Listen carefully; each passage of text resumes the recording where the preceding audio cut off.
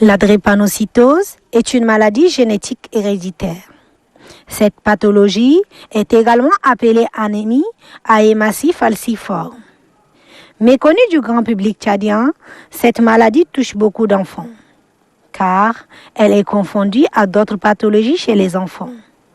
Selon les médecins, la drépanocytose se transmet génétiquement par des parents liés par le gène. Il existe plusieurs facteurs liés à la contraction de cette pathologie. À l'époque, on n'en parle pas assez, on n'en parlait même pas chez nous. Les travaux ont été initiés, mais c'est quelques cas à gauche, quelques cas à droite, de façon sporadique. Mais aujourd'hui, là où nous sommes, cette maladie a pris beaucoup d'ampleur, ça ne fait qu'augmenter. Pourquoi?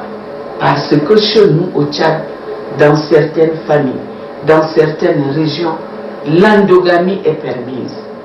C'est-à-dire, si vous et moi, madame, nous sommes des sœurs, nous donnons en mariage, je donne ma fille à votre fils.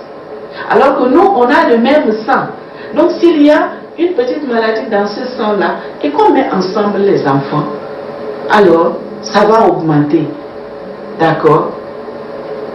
Cette hémoglobine S-là, lorsqu'il est transmis, soit la personne est un porteur sain, donc il est AS, soit la personne est,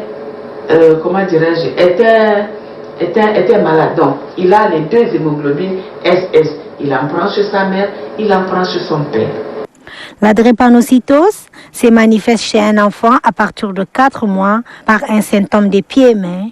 Des douleurs articulaires sont des fatigues généralisées chez l'enfant.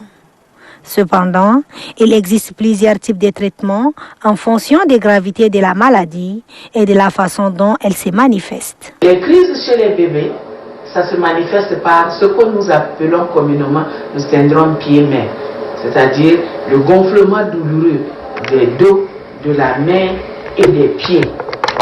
Cet enfant pleure. Pourquoi? Parce qu'il a mal. On ne sait pas guérir la drépanocytose, mais on peut en soulager les douleurs en période de crise, prévenir les risques d'infections graves, prévenir et prendre en charge les complications. La chronique peut durer plusieurs années, voire toute la vie. Un traitement peut aider le patient, même si cette maladie est incurable.